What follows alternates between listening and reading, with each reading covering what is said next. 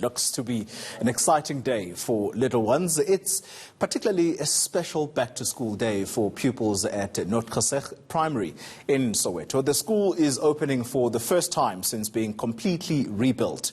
Its walls were previously made of asbestos. Now, Noordgesig is one of dozens of such schools that the government has had to fix here in Gauteng. My colleague, Marcel Gordon, is at the school this morning and she joins us. Marcy, good morning to you. So, too early to talk about excitement on the faces, but what we can definitely talk about in regard to the school you are at is about how beautiful it looks.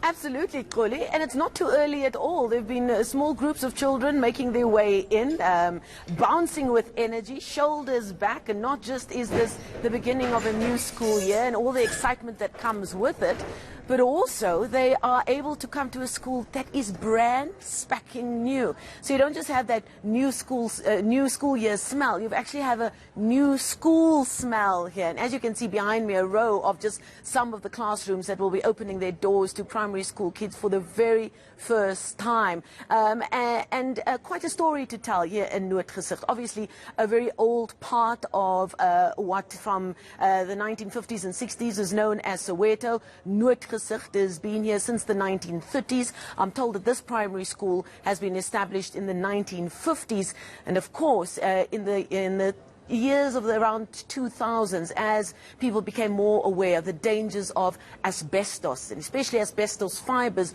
when they are airborne and how it could lead to serious illness like cancer, there was a directive eventually sent out saying that those schools that have asbestos contained in their building materials, they either need to be, those sections need to be redone, or in the case of Noordgesig, the schools need to be rebuilt completely, and they have done that, and finally the school is ready to be opened. But the story of these schools that have been identified as containing asbestos is one that unfortunately, like many of these stories that we've covered when it comes to government deadlines, has not stuck to those deadlines. We're going back to 2013 where the National Minister of Education signed the regulations relating to minimum uniform norms and standards for public schools infrastructure was signed. The deadline set for some of the schools identified that need to be rebuilt was 2016, and we all know it is now the beginning of 2020, and finally just one of a handful of the, I believe, 29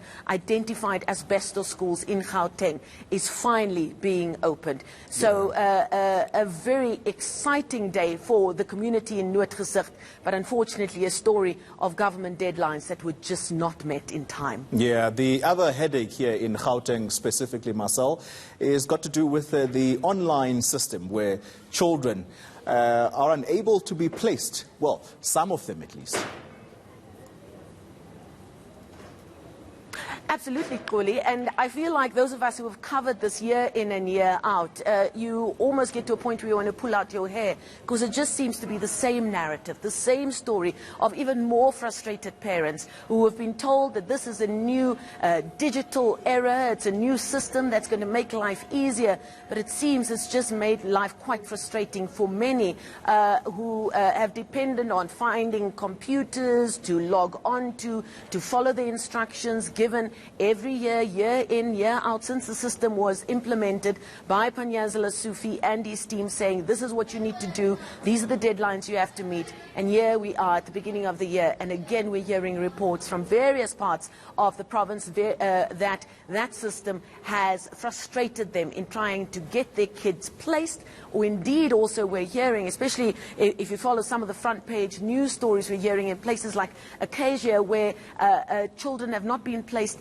in the schools of the choice of the parents, whether it be because those schools are not close to where they live, or because, of course, parents want the best for their children and they want to have a say in what school their child goes to. And, of course, they just want their child to go to the best school. So we're hearing reports that many parents, out of their frustration, are going to be turning up at the schools of their choice, saying that they're not willing to wait for an appeal system, which the Education Department says is in place, and they will get to all of those appeals by the end of January. And they're hoping that just their physical presence will try and get them ever closer to making sure that their child gets placed, whether or not the online system says that they are.